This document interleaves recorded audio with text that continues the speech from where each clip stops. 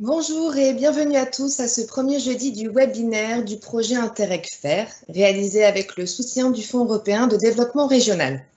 Je suis Aurélie Régnier, chargée de projet à l'Agence de développement d'urbanisme de la Sambre et je représente aujourd'hui tous les partenaires du projet FAIR.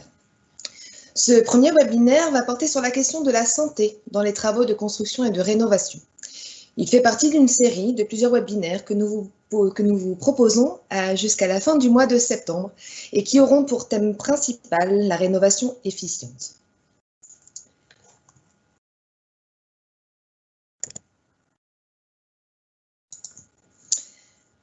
Le projet FAIR s'est associé à plusieurs projets européens comme Objectif Bluestone, Compétences sans frontières et également Bâti C2 pour l'organisation conjointe de plusieurs webinaires. Ces webinaires invitent autant les professionnels que le grand public à voir et écouter plusieurs intervenants belges et français et à interagir avec eux via un chat de questions-réponses. Pour cela, il vous suffit de cliquer en haut à droite de votre écran sur la petite icône représentant un rectangle avec un point d'interrogation. À ce moment-là, 3 solutions seront possibles. Notre collègue Yasmina en backstage va pouvoir vous répondre soit en privé ou décidera de publier votre question ainsi que la réponse. Certaines questions vont être sélectionnées pour pouvoir les poser à notre intervenant en fin de présentation. Vous pourrez alors, lors de ce chat, soit publier votre question de façon anonyme ou alors d'y mettre votre nom et votre prénom. Le tout à votre convenance. Avant de vous présenter notre intervenant ainsi que la thématique du jour, voici quelques mots sur le projet FAIR. Le projet FAIR, c'est un partenariat franco-belge regroupant Espace Environnement, le cluster Éco-Construction, l'APES, les Compagnons du Tour de France, l'Agence de développement d'urbanisme de la Sambre, ainsi que le Forum. Ces partenaires œuvrent depuis 2016 à accompagner, former et inspirer tous les futurs professionnels, mais les professionnels également en activité, tous les porteurs de projets publics et privés aux multiples enjeux d'une rénovation efficiente. Le tout afin d'aboutir à une solution beaucoup plus économe en énergie, tout en respectant la qualité patrimoniale du bâti, l'environnement, la santé des professionnels des bâtiments, mais également de leurs occupants. La rénovation efficiente, c'est beaucoup plus qu'une approche énergétique. Cette démarche associe autant le confort des occupants à un budget maîtrisé, mais également à une empreinte environnementale minimale en vue de garantir une rénovation beaucoup plus pérenne. Et aujourd'hui, justement, pour nous parler de la santé dans un projet de rénovation, nous avons le plaisir d'accueillir Monsieur Étienne Delose, biologiste et éco-conseiller. Il travaille depuis plus de 10 ans au sein d'Espace Environnement sur des questions de la pollution intérieure et sur les matériaux et les techniques constructives qui sont beaucoup plus respectueuses de la santé et de l'environnement. Bonjour Monsieur Delose.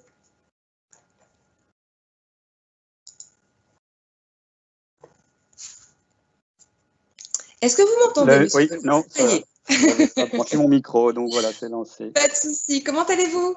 Eh ben, ça va très très bien. Un grand merci pour cette invitation. Merci à vous d'avoir accepté, merci à vous.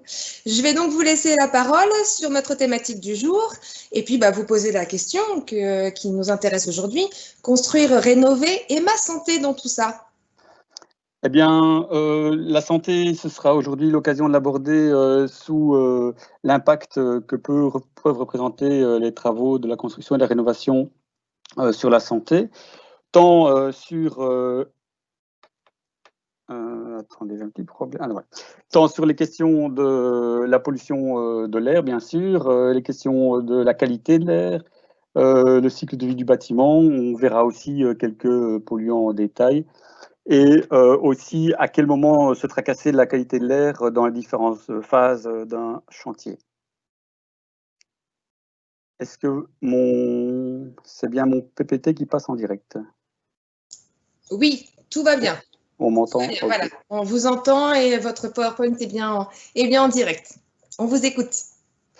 Ok, je vois que j'ai un petit problème d'animation, mais je vais continuer comme ça. Donc, la qualité de l'air de la santé et la qualité de l'air dans les bâtiments, c'est une question qui est très intéressante et très importante parce que différentes études ont montré que à l'intérieur des bâtiments, on pouvait être exposé à des polluants qui pouvaient directement impacter la santé. Et ici, une étude menée par l'Ambulance verte du Grand Déchet Luxembourg, qui s'est déroulée entre 2004 et 2007 sur plus ou moins plus de 2000 bâtiments, bâtiments mixtes, hein, accueil du public, écoles, bâtiments privés, ont montré que dans 42% des bâtiments analysés, on rencontrait en moyenne 4 polluants cancérigènes.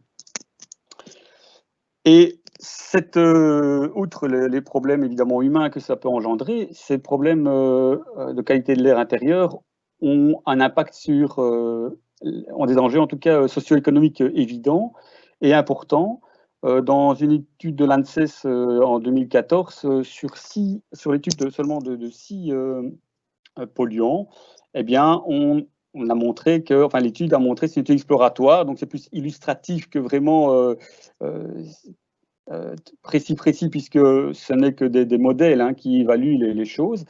Eh bien, on a montré que rien que la pollution intérieure pour la France et par an, c'était 28 000 cas de pathologie par année et plus de 20 000 décès annuels, ce qui représentait un coût économique de 19 milliards d'euros. Alors, c'est assez évidemment important et hallucinant, mais bon, ben voilà, ce sont malheureusement des études qui correspondent à d'autres études qui ont été faites aux États-Unis et dans d'autres pays, qui montrent en fait que ces différents pays arrivent à des résultats assez exorbitants concernant la pollution de l'air intérieur.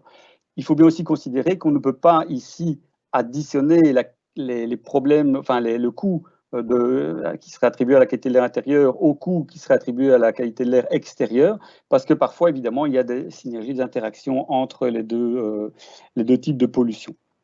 Ce qui m'amène à vous parler qui va nous intéresser en tout cas tout au long de mon intervention, c'est l'importance de 2 principes qui sont les principes de prévention et le principe de précaution. Alors la prévention, on la connaît bien, c'est plutôt se dire, comme je sais que l'exposition à un polluant pourrait entraîner un problème de santé, je vais éviter de m'exposer à ce polluant. Ça, c'est de la prévention, c'est de la certitude. Et le principe de précaution est un peu plus flou parce que on a introduit la notion de doute, donc d'incertitude. C'est-à-dire qu'à ce moment-là, on est exposé à une substance, mais il y a encore des incertitudes, il y a encore un doute sur l'effet que pourrait avoir cette pollution sur la santé. Et c'est important parce que généralement, ce doute entraîne une non-prise de décision parfois par rapport à l'exposition à l'un ou l'autre polluant. Or, dans le principe 15 de la Convention de Rio sur l'environnement et la santé, ça date de 1992, donc ça date déjà un certain temps. Il disait déjà à ce moment-là que l'incertitude, justement, ne va pas conduire à ne pas prendre des mesures pour diminuer le risque. Et donc ça, c'est très intéressant et on en reparlera tout au cours de cet exposé. Alors, quelle est la différence entre finalement ce qu'on trouve à l'extérieur et à l'intérieur des bâtiments? Eh bien, ici, une enquête de l'Observatoire de la qualité de l'air intérieur qui a été menée en 2003 et 2005 sur presque 600 logements. Eh bien, on se rend compte ici que chaque pic en fait du diagramme, les différentes couleurs concernent des polluants différents, et on se rend compte, on prend conscience en fait qu'entre l'intérieur et l'extérieur, donc l'intérieur étant encadré en orange, eh bien non seulement la quantité de polluants à l'intérieur des bâtiments est plus importante, elle a ses spécificités, puisqu'en plus il y a des polluants qu'on rencontre à l'intérieur mais qu'on ne rencontre pas à l'extérieur. Donc il y a vraiment des caractéristiques propres de la pollution, des polluants à l'intérieur des bâtiments. Alors, d'où vient cette pollution? Eh bien, elle vient d'abord du sol, parce que vous avez certaines émanations, certains gaz qui peuvent rentrer par le sous-sol, des activités à l'intérieur de la maison, de la présence de bactéries, de virus, de moisissures. On a des problèmes aussi liés à la combustion interne quand effectivement il n'y a pas d'évacuation des gaz de combustion. Vous avez les émanations par le mobilier, les aménagements, les produits utilisés, etc., etc. Tout ça réagit. Il y a aussi un phénomène de confinement, parce qu'on ne faut pas oublier que ce qui se passe à l'extérieur entre dans la maison parce qu'on aère, parce qu'on fait rentrer de l'air. Et donc, vous avez non seulement ce qui est produit à l'intérieur, mais ce qui est capté malheureusement de l'extérieur. Et tout ça réagit. Et aussi, il faut entrer ici une autre considération, qui est la considération de l'étanchéité et la performance énergétique des bâtiments. Alors, je ne dis pas ici qu'il faut arrêter d'isoler les bâtiments, mais je dis simplement que en isolant les bâtiments, on renforce l'étanchéité à l'air et du coup, on transforme les bâtiments, les logements en bocaux. Et donc là, il y a une considération très importante sur laquelle j'insisterai beaucoup tout au long de cet exposé, c'est l'importance de la ventilation, du renouvellement de l'air. Parce que si on ne pratique pas cette action de renouveler l'air au quotidien, eh bien, il y a un risque d'augmentation de la concentration et donc du risque sanitaire lié à la qualité de l'air intérieur. Et donc, quand on considère les sources de pollution intérieure, il y a d'une part le bâtiment et l'environnement, on vient de le voir, et il y a le mode de vie des habitants. Ce qui me fait dire ici qu'effectivement, non seulement chaque personne et ses comportements entraînent évidemment des problèmes de pollution particuliers, mais aussi il y a la question que chaque individu va réagir différemment par rapport à l'exposition à un polluant. Donc chacun, par son patrimoine génétique, par l'exposition antérieure à différentes sources de pollution, eh bien, chacun va réagir différemment à ces polluants. Et donc, en fait, chaque logement est un cas particulier contenant des personnes qui vont réagir et faire des choses particulières. Donc, il est difficile parfois de généraliser, mais ici, évidemment, dans l'exposé qu'on va avoir aujourd'hui, eh bien, c'est bien une généralisation dans le cas de la construction et rénovation qui seront envisagées. Et sur la qualité de l'air intérieur, les travaux de rénovation et de construction-rénovation ont de l'importance. Et si on regarde ici le pourcentage de bâtiments contaminés sur une période de temps, donc l'âge de vie finalement des maisons, des logements, des bâtiments, on se rend compte en fait qu'il y a comme ça des pics tous les 40, 30, 40 ans, des pics en tant que nombre de bâtiments qui sont pollués. Et tout ça, c'est simplement le reflet finalement du fait que tous les 30-40 ans, on a effectivement une action importante sur le bâti. On va rénover la toiture, on va isoler des parties, on va peut-être avoir des travaux de restructuration. Enfin, tout ça va entraîner finalement une pollution. Et donc, ça montre bien finalement ici, sur ce graphique, qui est aussi un résultat de l'enquête de l'ambulance verte au Grand-Duché de Luxembourg, que les travaux dans le bâtiment ont un impact direct sur la qualité de l'air intérieur. Alors, ces polluants, quels sont-ils? On va en passer quelques-uns en revue et on va aussi passer en revue la manière dont ils peuvent impacter la santé. Vous voyez ici, il y a les polluants chimiques, il y a les polluants physiques, il y a les polluants biologiques. Dans les polluants chimiques, on va parler des composés organiques volatiles, on parlera des biocides, donc ces produits qui sont utilisés pour détruire, tuer les bêtes ou les micro-organismes qui pourraient avoir un impact dans le bâtiment ou sur la santé. On va parler du plomb, on va parler des gaz de combustion, on va parler dans les polluants physiques de tout ce qui est fibres qui sont utilisés, qu'on rencontre dans le bâtiment, du radon. On va aussi toucher un mot sur les champs électromagnétiques, la problématique autour des poussières de silice, et on parlera aussi de l'humidité, des moisissures et des légionnelles. Vous voyez, c'est large, c'est vaste, il y a plein de choses à dire, il y a plein de choses à énumérer, à citer. Et bon, parfois on est tenté d'approfondir, mais ici, bon, vu le temps imparti, je resterai assez superficiel dans le descriptif et dans les explications. Commençons par les composés chimiques organiques volatiles, parce qu'ils sont souvent les plus nombreux et les substances les plus rencontrées à l'intérieur des bâtiments. Ce sont donc des molécules chimiques complexes qui viennent de la chimie du carbone. La caractéristique principale, c'est qu'elles s'évaporent à température ambiante. Et dans le bâtiment, on les rencontre principalement sous forme de peinture, de colle, de vernis, qui contiennent des solvants, des produits qui vont permettre à la matière organique de se mélanger à l'eau, ce qu'on appelle les émulsifiants, hein, c'est comme le jaune d'œuf quand on fait de la mayonnaise et qu'on mélange de l'huile avec le vinaigre. Des conservateurs pour empêcher que les produits se dégradent. Il y a aussi dans les panneaux dérivés du bois, des substances qui sont bien connues comme le formaldéhyde. Il y a aussi des isocyanates qui viennent plutôt des cols polyuréthane qui sont utilisés dans d'autres types de panneaux. Il y a tout ce qui est revêtement souple, hein, donc par exemple les vinyles, donc tout ce qui est revêtement de type PVC, qui contiennent des substances qui vont assouplir les matières plastiques, comme les phtalates, ou des stabilisateurs. Et in fine, il y a aussi, pour citer les plus fréquents, il y a aussi les cires, il y a les vernis, enfin il y a tous ces produits-là. Mais donc je terminerai par des produits qui sont un peu plus méconnus par le public, qui sont en fait les retardateurs de flamme.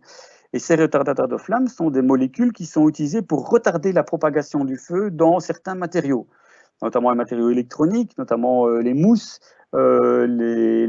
certains tissus d'ameublement, etc., etc. Donc vous voyez que le panel est vaste, le panel est large, et il y en a un petit peu, si je puis me permettre, un peu pour tous les goûts. Et le problème des composés organiques volatiles, c'est que généralement, ils sont diffusés sur de larges surfaces. On sait bien que quand vous avez plusieurs mètres carrés de peinture, même si la couche est très fine, eh bien, ça va générer une pollution importante vu la surface, un revêtement vinylique que vous avez déposé sur le sol, etc., etc. Et ce qui est important de comprendre, c'est que la manière dont se dégagent les composés organiques volatiles est assez subtile. Vous avez les très volatiles et les volatiles qui sont peu finalement impactants pour la qualité de l'air intérieur parce qu'ils vont se diffuser et se disperser très vite. Mais vous avez aussi ce qu'on appelle les semi-volatiles, qui sont des molécules un peu plus grosses, qui sont généralement dans la matière et qui vont se désorber plus tard. C'est-à-dire parce que le matériau sera exposé au soleil, sera soumis à une source de chaleur, eh bien à ce moment-là, ça va provoquer un phénomène de relargage du polluant dans l'atmosphère. Et donc, c'est surtout, en tout cas dans la phase d'occupation, ces polluants-là qui vont être prépondérants et sur lesquels on va devoir se concentrer. Au niveau santé, malheureusement, les impacts des composés organiques volatiles est assez vaste. Ça va de la gêne olfactive, l'irritation, jusqu'à des problèmes des effets de reproduction, sur le développement du fœtus, des effets cancérogènes et des effets sur le système hormonal. Ce qui m'amène en fait à vous parler du risque sanitaire d'exposition et de ce qu'on appelle l'effet dose. On considère en général que plus on est exposé à une molécule et plus le risque pour la santé est important. Ça, c'est le principe de Paracels. Hein. Donc, plus la quantité est importante ou la fréquence d'exposition est importante, avec des quantités importantes, eh bien, le risque est plus important pour la santé. Et à ça, en fait, il faut amener certaines nuances. C'est qu'en fait,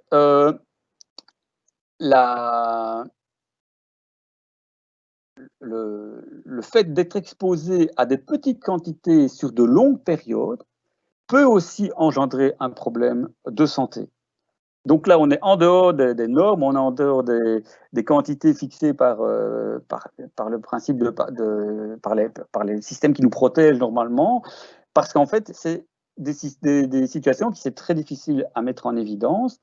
Et aussi, l'autre phénomène, c'est qu'on s'est rendu compte qu'il y a certaines molécules qui vont impacter la santé à des petites doses. C'est ce qu'on appelle les perturbateurs endocriniens, ces molécules qui vont imiter les hormones, je viens de vous l'expliquer. Eh bien, le problème, c'est que ces substances-là, il n'y a plus d'effet dose. C'est-à-dire qu'une infime quantité de produits peut entraîner des problèmes de santé et sont surtout impactés évidemment les personnes qui sont en développement hormonal important, et donc c'est principalement les enfants et donc les femmes enceintes, puisque le fœtus va alors être exposé si la maman est exposée. Ce qui amène aussi la question de l'exposition. Donc un travailleur généralement est exposé pendant une courte durée à une quantité aiguë de substances, c'est une exposition aiguë, donc une quantité importante de substances, tandis que les occupants, eux, vont justement être exposés pendant de longues périodes, puisqu'on passe énormément de temps à l'intérieur des espaces de vie, mais à des faibles doses. Et en plus, pour couronner le tout, dans la qualité de l'air intérieur, on ne considère évidemment pas une molécule. On l'a vu tantôt sur le diagramme qui comparait les polluants intérieurs et les polluants extérieurs. Il y a une multitude de substances, et donc c'est en fait un espèce de mini-smog chimique que l'on a dans les espaces de vie intérieurs. D'autres polluants, donc je continue mon petit descriptif.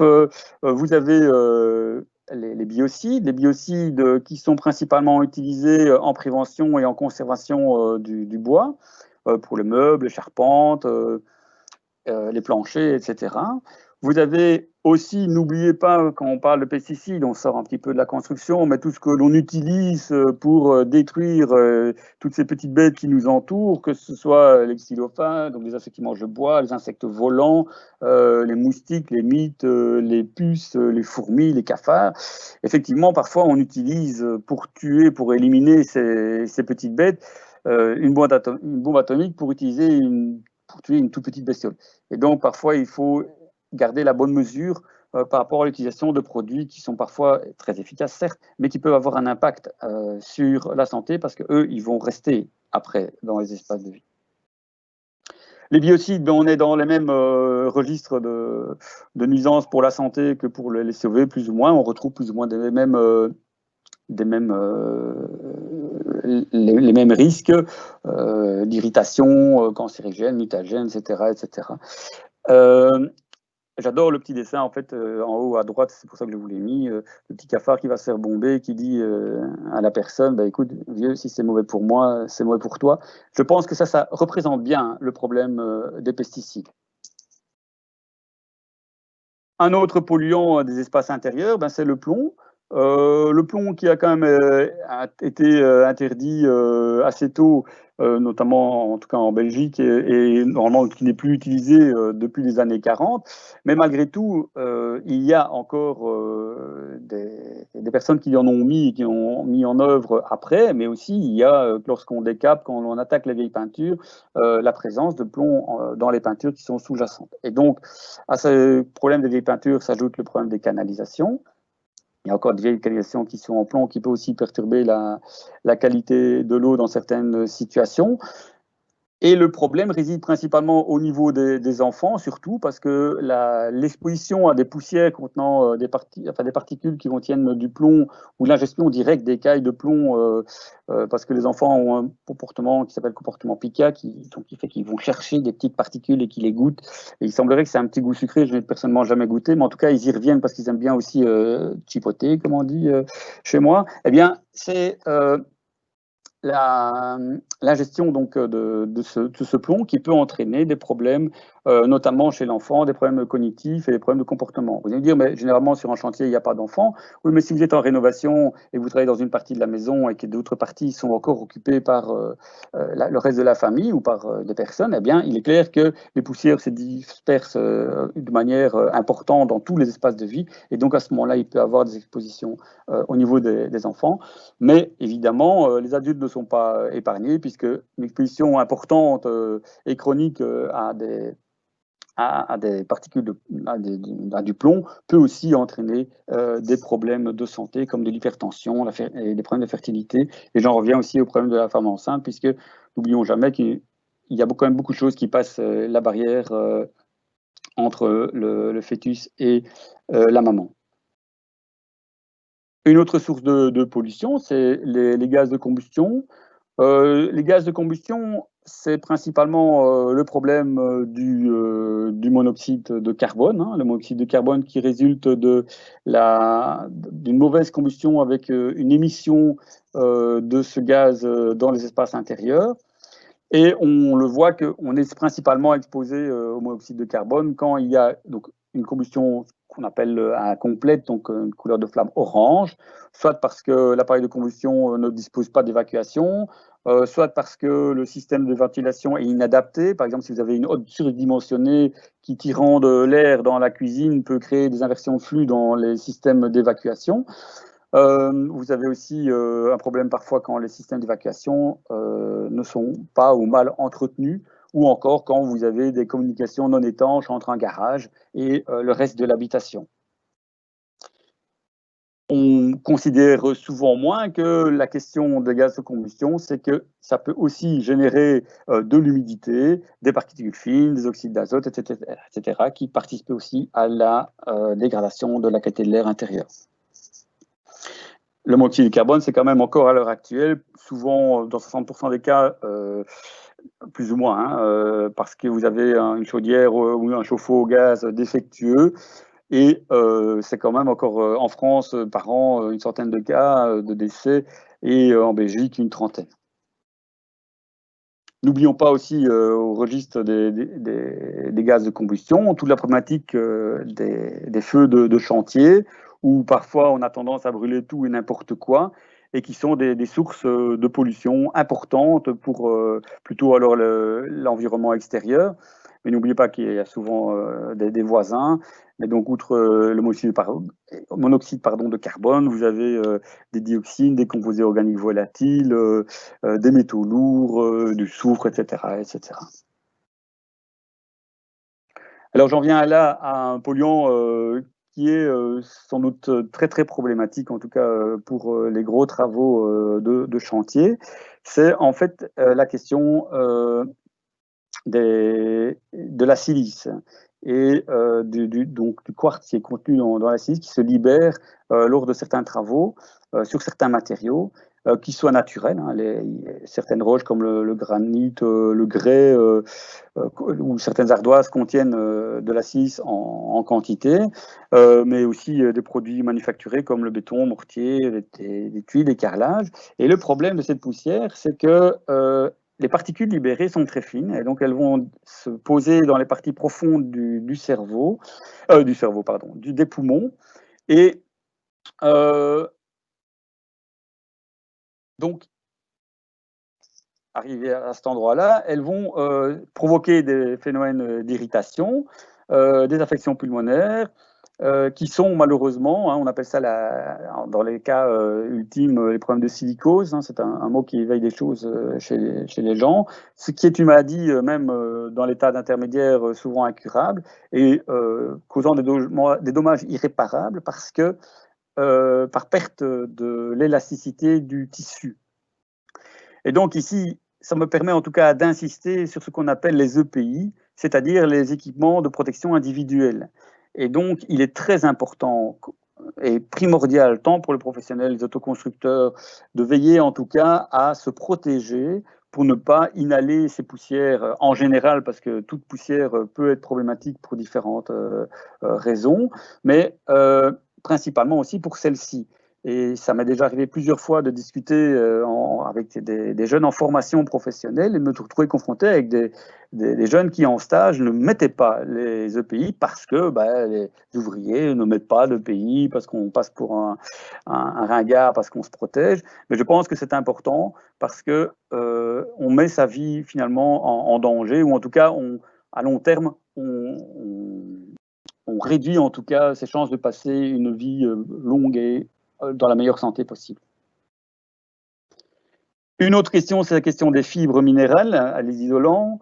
Les isolants qui sont principalement non confinés, donc les vieux isolants qui vont, lorsqu'on va les chipoter, quand on va les changer, les enlever, participer à la dispersion de COV, de poussière, sur lesquels seront absorbés différents produits, donc des produits qui se déposent en surface. Et donc, quand on respire la poussière, on respire aussi le produit. Malheureusement, ces isolants ont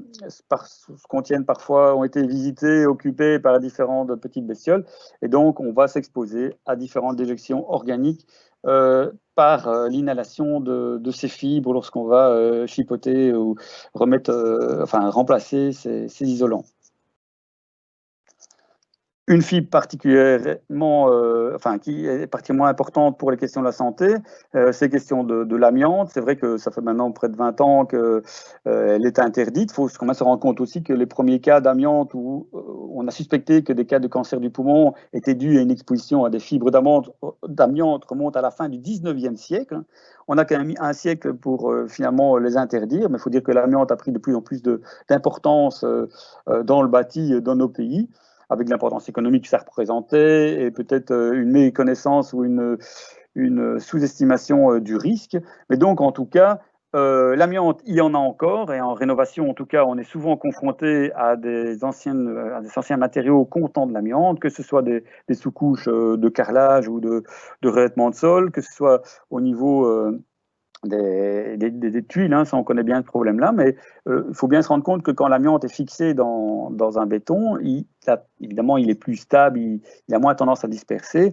Le risque est principalement dans l'amiante qui a été floquée, et l'exemple pour bien illustrer ce que c'est ce flocage, c'est des anciennes, on voit c'est la photo qui est au milieu en haut, on voit ce tube blanc, c'est un tuyau d'alimentation en eau chaude, et on l'a isolé, et malheureusement ces manchons parfois dans la poudre blanche qui contiennent des fibres d'amiante. Donc là, évidemment, le risque d'exposition est important quand on va chipoter à ces tuyaux.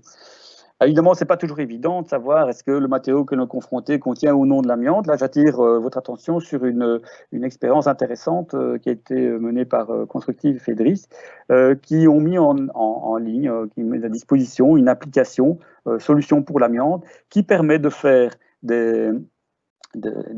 pour le particulier et pour le professionnel, pour faire le diagnostic pour les matériaux auxquels ils sont confrontés. Il y a de nombreuses brochures, moi j'ai mis celle-ci, celle qui est à disposition au niveau de la région wallonne. Il y a d'autres organismes qui ont mis en place des projets autour de l'amiante, et donc je pense que là la documentation est importante, mais on sous-estime toujours la présence d'amiante ou pas, et là, à ce sens, les inventaires qui sont obligatoires en Belgique en tout cas pour les milieux accueillants du public, les milieux professionnels et autres, mais qui n'est pas encore étendu, en tout cas, au privé. Je crois que c'est le cas en France. Un autre polluant, c'est le radon. Alors le radon, ça, on en parle un peu plus, mais il reste encore souvent méconnu. C'est un gaz radioactif qui est dû à la dégradation naturelle de l'uranium et du thorium dans les roches profondes. Et en fait, le gaz remonte jusqu'à la surface par les micro-fissures, les micro-trous qui se trouvent dans la roche. Et si à l'endroit où il y a résurgence de ce gaz dans l'atmosphère, il y a une maison construite et dont évidemment la dalle n'est pas étanche, eh bien le gaz peut rentrer dans l'habitation et s'y confiner. Il faut quand même savoir que le risque santé du radon, c'est le cancer du poumon. On considère qu'il y a 10% des cancers du poumon en Belgique qui sont dus à une exposition au radon.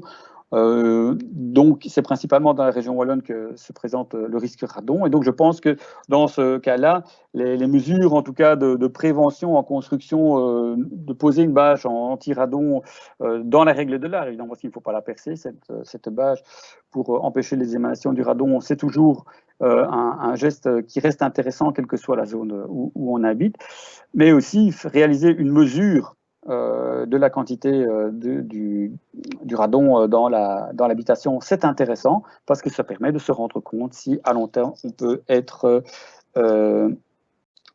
exposé et s'il n'y a pas des mesures à prendre pour augmenter diminuer en tout cas son exposition. Je passe à la source suivante. Vous voyez, quand on commence, il y en a quand même quelques-unes. Il y a la question des champs électromagnétiques. On en parle beaucoup pour le moment avec la 5G, les compteurs communicants. Et finalement, on ne sait pas très bien si toutes ces technologies ont un impact in fine, ou participent en tout cas à diminuer la résistance du corps humain aux agressions et à sa capacité à se défendre. En tout cas, nous sommes principalement concernés par les problématiques liées, donc c'est entouré en rouge, qui sont les extrêmement basses fréquences, et entouré en jaune, qui sont les radiofréquences, donc les technologies que je pourrais qualifier de sans fil. En vert, vous avez, parce que c'est aussi des fréquences, mais la vibration fait que finalement on rentre dans des fréquences qui sont perceptibles par l'organe sensible qui est notre œil. Et au-delà, en orange, vous avez ce qu'on appelle les rayons ionisants qui vont plus agresser la matière en profondeur, mais qui nous concernent moins évidemment dans la problématique du bâtiment. Et donc, le problème de de ces champs électromagnétiques, c'est que le risque santé, finalement, est relativement méconnu et peu considéré. On considère généralement seulement l'effet thermique comme un problème important, mais il y a quand même, je vous l'ai dit, des suspicions concernant la capacité du corps pour se défendre. Il y a les problèmes de stress, hein, l'impact sur le sommeil, l'irritation, la concentration. Il y a quand même un lien de probabilité entre la leucémie infantile et l'exposition aux champs électromagnétiques basse fréquence. Donc, il y a beaucoup de choses qui font que... Et puis, j'oublie évidemment la question des personnes qui sont signalées, qui signalent électrosensibles. Il y a quand même beaucoup de choses qui sont liées, beaucoup d'interrogations. Et là, je trouve que, personnellement, on devrait un peu plus considérer le principe de précaution dans cette problématique avant d'aller trop vite dans les évolutions technologiques, parce qu'après, il sera évidemment compliqué de faire marche arrière. Alors, une autre source de pollution qui est évidemment beaucoup mieux connue, c'est la question de l'humidité dans le bâtiment. Donc, qu'il soit dû parce que vous avez des problèmes au niveau de la gestion de l'humidité, de l'eau d'humidité ascensionnelle, que ce soit de l'humidité qui soit présente dans le matériau, des problèmes de fuite qui vont entraîner des taches, des dégradations d'enduit, des joints qui vont éclater à cause de la dilatation des joints en hiver. Des efflorescences de salpêtre, des présences de moisissures, mais aussi parfois des problèmes de diminution de l'efficacité de l'isolation, parce que si l'isolant il est mouillé, eh bien, il perd de sa capacité d'isolation. Eh bien, tous ces paramètres sont importants à gérer, et notamment, on l'oublie parfois, mais évidemment, comme j'ai un problème d'animation, on ne voit pas les premières images, mais on oublie souvent ce qu'on appelle l'eau de chantier, c'est-à-dire l'eau qui a été utilisée pour construire, qui était injectée dans le ciment, dans les bétons, à différents moments de la construction. Et toute cette eau doit être évacuée, parce que sinon, si cette eau n'est pas évacuée avant la phase d'occupation et de la pose et finition, eh bien, on va certainement avoir des problèmes au niveau des matériaux. Le dernier, pour aujourd'hui en tout cas, c'est la problématique des légionnelles. Les légionnelles, c'est des bactéries qui se développent dans les circuits d'eau tiède, d'eau chaude. Et c'est important en tout cas d'éviter toutes les fuites possibles dans les systèmes d'eau chaude, parce que les légionnelles peuvent entraîner des problèmes de santé au niveau des voies respiratoires. Et donc, éviter les bras morts aussi, le bon entretien des systèmes d'eau chaude. De temps en temps, faire monter la température à 60 degrés pour tuer les légionnaires parce qu'elles ne supportent pas les températures supérieures à 60 degrés, sont des pratiques pour limiter la présence de légionnaires. Alors, à quelles étapes dans l'histoire de chantier, après cette liste un peu fastidieuse, j'espère que vous rentrez encore chez vous avec le sourire ce soir, mais donc, quelles sont les étapes ou à quel moment doit-on prendre la qualité de l'air intérieur en considération? Eh bien, je dirais à tous les moments, à chaque instant, dès le début, dès la phase de programmation et de réflexion autour du chantier, il faut considérer la qualité de l'air intérieur.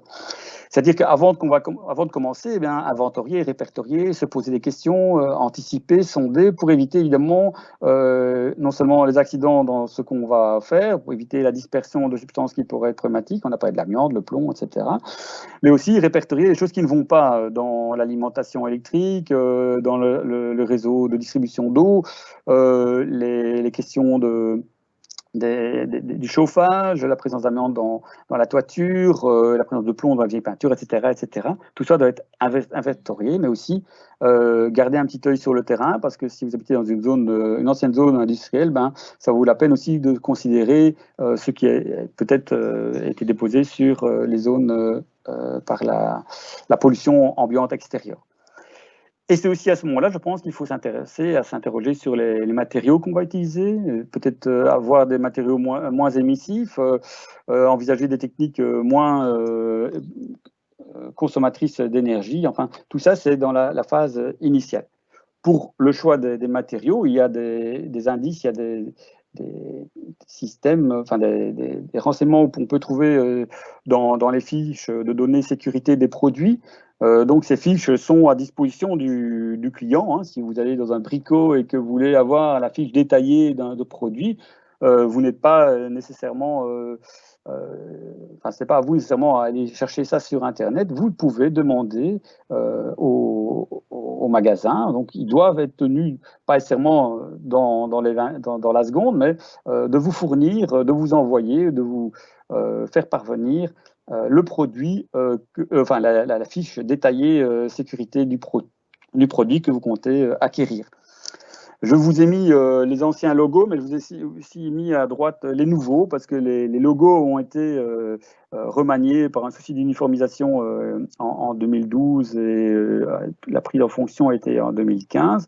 Et donc, vous voyez qu'il y a une évolution dans ces logos. Je vous ai mis les anciens parce que ceux-là, on les connaît relativement bien, et les nouveaux, généralement, le petit sigle rouge sur fond blanc avec juste un petit dessin dedans, généralement, il passe un peu inaperçu. Et donc, j'attire votre attention de bien chercher, de bien regarder ces produits sur les étiquettes. Il y a d'autres étiquettes qui peuvent vous aider, comme en France, l'étiquetage des matériaux de construction concernant l'émission de composés organiques volatiles. Bon, le biais de ce système, pour moi, c'est qu'on peut continuer à acheter, parce qu'ils sont moins chers, des produits C. La Belgique, par exemple, a choisi un autre système qui colle un peu à celui de l'Allemagne, où les produits sont interdits s'ils libèrent certaines substances. Donc, on ne laisse pas le choix au consommateur, on met la barrière en termes de produits, d'émissions et d'exposition. Voilà, c'est deux approches différentes. À noter aussi qu'il n'y a que 12 polluants qui sont considérés. Si vous en avez un qui émet beaucoup, qui est justement un 13e ou un 14e, il n'est pas pris en compte et vous pouvez avoir de grosses émissions dans certains cas de certains polluants qui ne sont pas repris dans la liste en question. Vous croyez avoir un produit excellent et puis en fait non.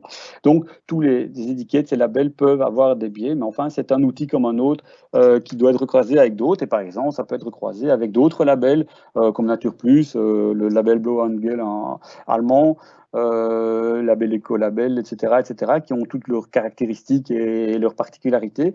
Mais en fait, ce sont des guides qui peuvent vous aider à avoir, à pratiquer en tout cas le meilleur choix quand vous voulez acheter un produit.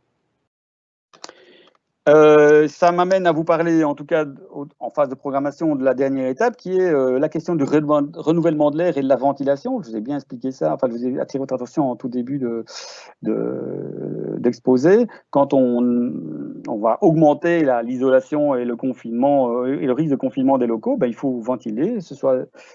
Alors, à ce moment-là, pensez à la méthodologie que vous allez mettre en place.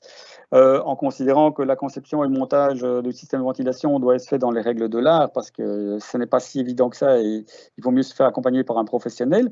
Le stockage des matériaux en phase chantier doit être protégé de la poussière et de l'humidité pour ne pas, évidemment, au moment de la mise en charge du système, polluer complètement tous vos filtres. Ce système doit être accompagné d'un carnet d'entretien et évidemment, ça nécessite une vérification des débits juste après le montage, lors d'une réception partielle des travaux. Voici quelques petites choses qui montrent qu'il est important de changer, d'entretenir les filtres et les bouches d'aération qui peuvent s'encrasser facilement. Si vous voulez en savoir plus sur la ventilation, je vous invite à aller visiter le site internet du projet Interreg Ether, dont la thématique principale est bien la question de la ventilation. Retenez aussi que, évidemment, pour les travaux, les phases de démolition, casser, arracher, déstructurer, disquer, remplacer les installations de chauffage entraînent des poussières, des émanations, des fils d'éjection. À l'importance des protections collectives et individuelles. Et aussi, pour rappel, n'hésitez pas à faire appel à un professionnel pour certains cas, comme l'amiante, le plomb, ou si vous tombez, par exemple, derrière une plaque de J-Proc sur un amoncellement de poussière noirâtre, ça vaut quand même la peine de vous renseigner, de savoir si les poussières en question ne sont pas, par exemple, Stachybotrys cartarum, qui est une moisissure extrêmement toxique et agressive, Et ça vaut la peine, dans ces cas-là, de prendre toutes les mesures de précaution nécessaires pour éviter de s'exposer à ce genre de petites bactéries. Donc, en phase de reconstruction, vous êtes aussi exposé à d'autres problèmes, puisque vous allez mettre en place de nouveaux matériaux qui vont aussi entraîner la nécessité de la mise en place de mesures collectives individuelles de protection, et surtout veiller à une bonne mise en œuvre de ces matériaux. Parce que, évidemment, je vous l'ai dit tantôt, si vous n'avez pas mis correctement votre pare-vapeur entre l'isolant et les espaces de vie, si ce pare-vapeur cet isolant se mouille avec le temps en présence de l'humidité que vous allez avoir à l'intérieur du bâtiment, eh bien, vous allez avoir une dégradation de la qualité d'isolant avec peut-être développement de moisissure, avec peut-être des ponts thermiques et des choses comme ça. Donc, la bonne mise en œuvre des matériaux, c'est quelque chose d'important. Formez-vous, faites appel à des professionnels pour vous épauler ou pour faire le chantier. C'est très, très important. Et toujours, gardez un œil sur l'importance in fine de l'entretien et la maintenance des systèmes que vous allez mettre en place, le cahier des charges qui va accompagner ces systèmes pour garantir la pérennité dans la pérennité, en tout cas la qualité de l'air intérieur. Et ceci, c'est une petite dia de synthèse pour les différentes phases. Vous voyez, s'informer en phase de programmation, déjà penser aux questions de renouvellement de l'air. En phase de conception, choix des matériaux importants, choisir le système de ventilation, bien réfléchir qu'après après l'installation, il faudra l'entretenir. Donc, on ne le pose pas n'importe comment dans des situations abracadabrantes où atteindre l'appareil sera compliqué. Ou du bon, on verra bien à ce moment-là. Ben non, pas verra bien à ce moment-là. C'est tout de suite qu'on voit comment on va pouvoir entretenir l'appareil après. N'hésitez pas à demander des réceptions partielles des différentes parties pour être sûr que tout est fait dans les temps, maintenir les protections individuelles et collectives nécessaires pour se protéger, avoir une petite pensée pour le gaz radon qui pourrait nuire du sol par les soubassements. Et surtout, pensez que tout ce que vous faites maintenant, c'est du boni. Donc, même si vous êtes entrepreneur, constructeur, c'est du boni pour les gens qui vivront là. Ils seront en meilleure santé, ils feront et plus longtemps et dans de meilleures conditions de vie. Donc, ça vaut la peine aussi, peut-être aussi, en tant que constructeur ou rénovateur, d'informer les gens sur l'importance, justement, sur le choix des matériaux. Et aussi, peut-être rappeler, sensibiliser que l'utilisation de produits d'entretien domestiques, de bricolage et autres n'est pas neutre sur la qualité de l'air intérieur, et surtout qui devront entretenir les systèmes et surtout qui devront veiller à un bon renouvellement de l'air intérieur. Voilà. Merci beaucoup, Étienne, pour votre intervention, enfin pour votre exposé. Présentation très complète et très intéressante. Il faut le dire. Ça a suscité énormément de questions. On a eu pas mal de monde là sur le chat. Je vais me permettre de vous en poser quelques-unes pour une réponse en direct. Oui. Donc, la première question, elle vient de Monsieur Nils Schoens, qui représente la société Hamster Cleaning, spécialisée notamment dans l'entretien hygiénique des gaines de ventilation. Voilà, vous avez parlé du fait d'une mauvaise qualité d'air intérieur des bâtiments lors de la rénovation et le rôle important du système de ventilation. Est-ce que vous jugez qu'il devrait être obligé de faire nettoyer les systèmes de ventilation après les travaux de nettoyage? De nettoyage? Nettoyage de... Je ne comprends pas la question, en fait. Voilà. Donc je la repose. Excusez-moi. Non, pas de problème. Est-ce que vous jugez qu'il devrait être obligé de nettoyer les systèmes de ventilation après les travaux de nettoyage?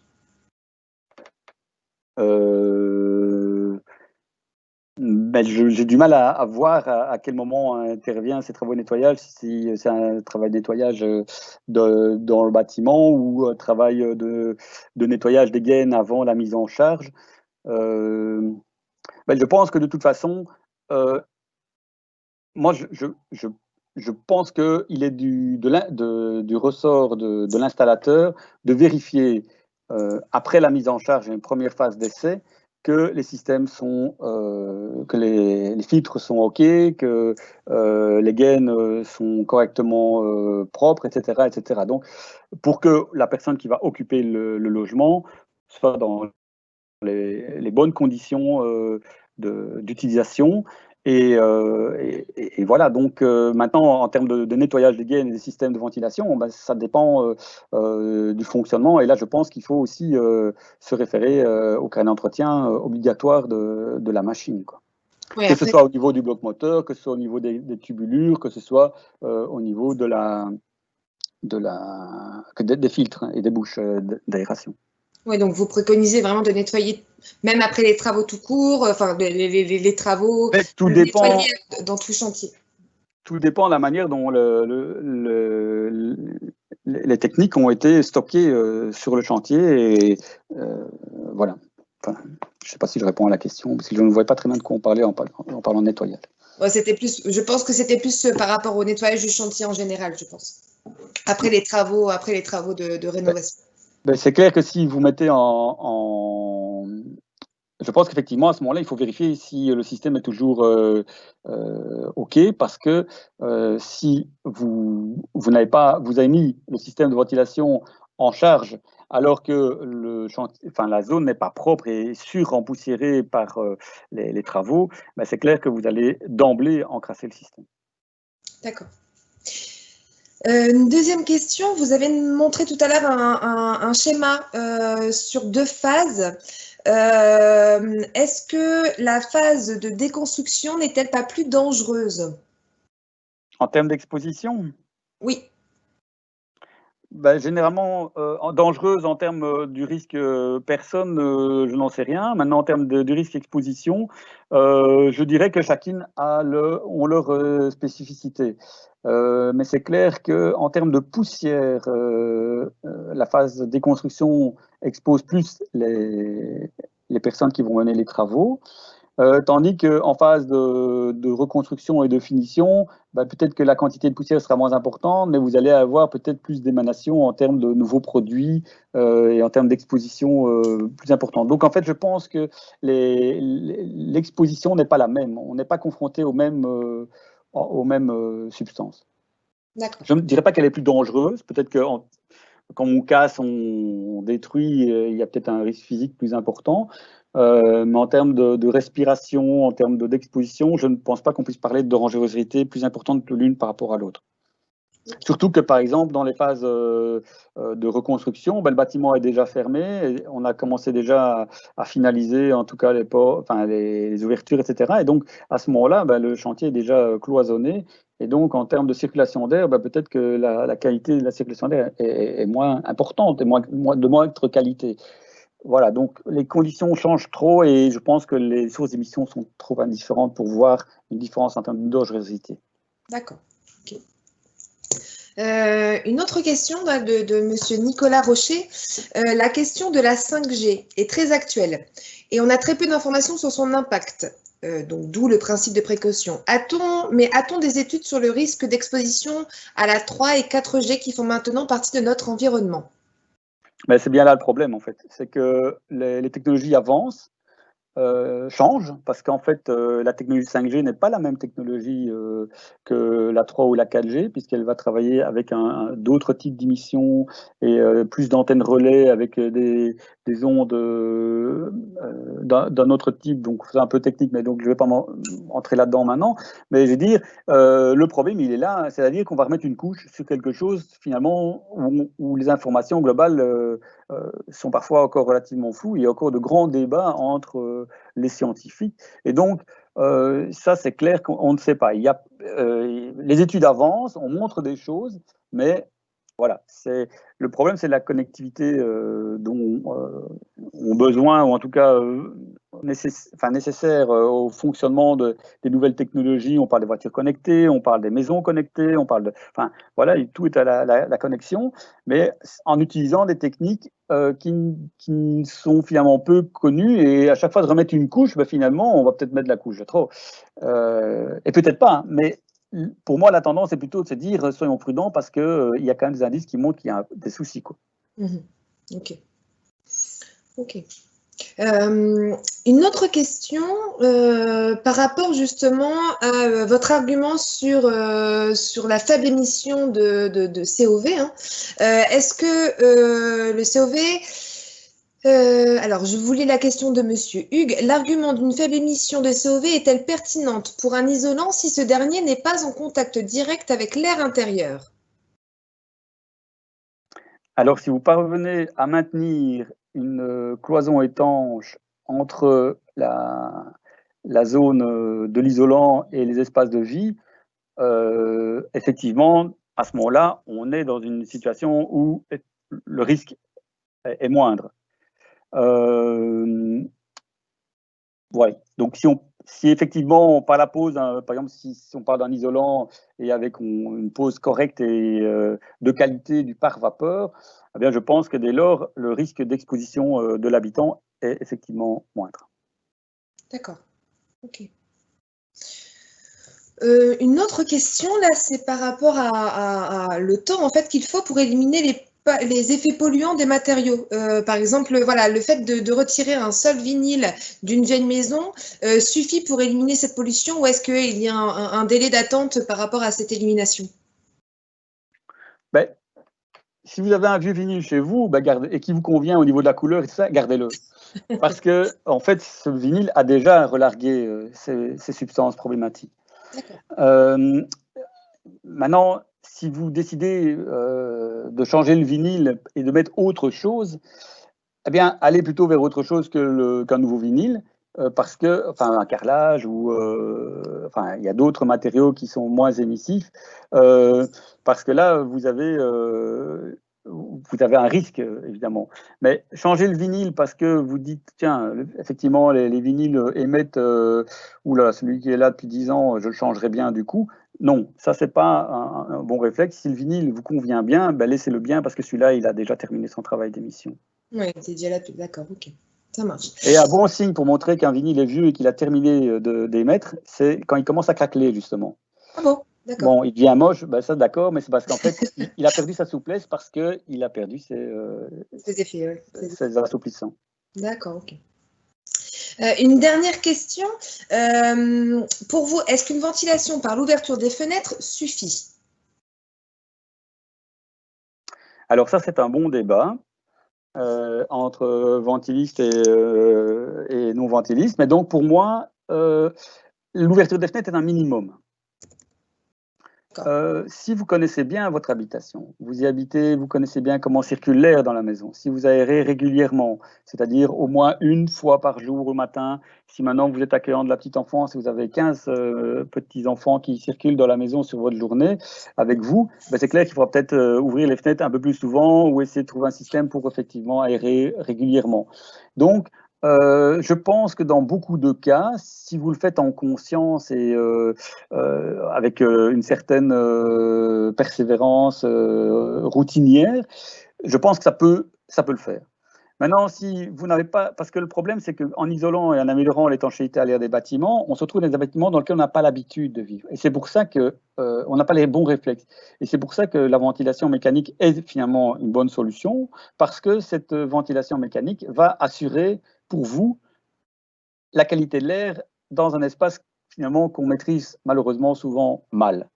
Et donc, c'est pour ça que pour moi, je me dirais que la qualité de l'air, le renouvellement de l'air par l'ouverture des fenêtres est suffisant, mais la ventilation mécanique est une garantie. Maintenant, la ventilation mécanique, avec toutes les réserves que je vous ai dit tout à l'heure en termes de la qualité de la pose et du montage, la qualité au niveau de l'encrassement des tubulures, la qualité de l'entretien des systèmes, alors oui. Mais souvent aussi, on constate par exemple que les gens vont couper la ventilation parce que ça fait du bruit. Ou on va fermer, on va bloquer les bouches d'aération des fenêtres, des grilles de ventilation parce qu'on sent l'air froid qui rentre. Mais oui, ben, voilà. Donc, il faut accepter de vivre avec la ventilation mécanique si on opte cette solution-là. Ok. Super, bah écoutez, merci beaucoup Monsieur Deloz pour votre intervention.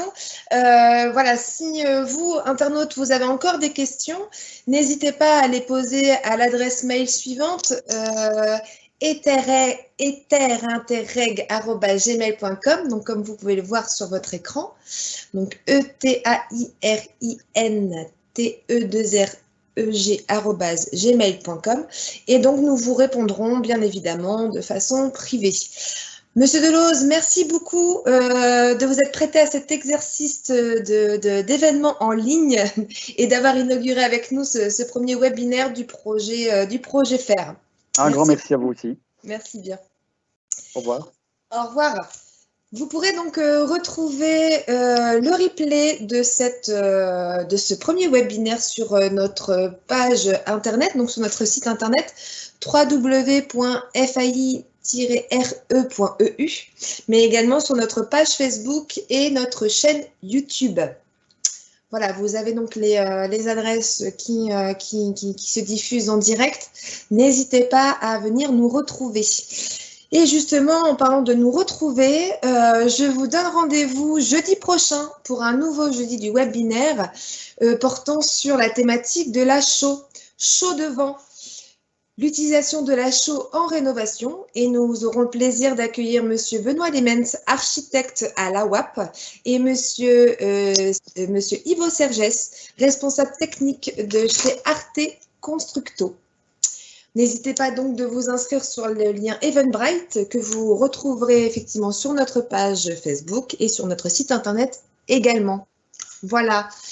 Afin de nous aider à améliorer nos jeudis du webinaire et à traiter des thématiques qui vous intéressent, nous vous invitons à compléter le formulaire d'évaluation que notre collègue Yasmina met sur le chat en ce moment même. Voilà, un grand merci à vous en tout cas de votre participation. Le programme complet des webinaires se trouve également sur nos pages internet. Il sera en fait revu au fur et à mesure jusqu'au mois de septembre, jusqu'à la fin du mois de septembre, en fonction des différentes thématiques que vous aussi vous souhaitez mettre en place. Pour vous dire également que nous avons Monsieur Thierry Delestre qui a vu aujourd'hui aussi notre webinaire et qui nous a fait un petit scribing un petit peu de l'intervention de Monsieur Deloz aujourd'hui, et nous allons faire le plaisir de vous envoyer ces schémas sur votre adresse mail. Voilà, en ce qui concerne ce premier jeudi du webinaire, je voulais remercier tous les partenaires qui ont œuvré dans l'ombre ce matin pour la réalisation de cette vidéo. Et puis, je vous souhaite une très bonne journée à tous, ensoleillée, et portez-vous bien. Au revoir.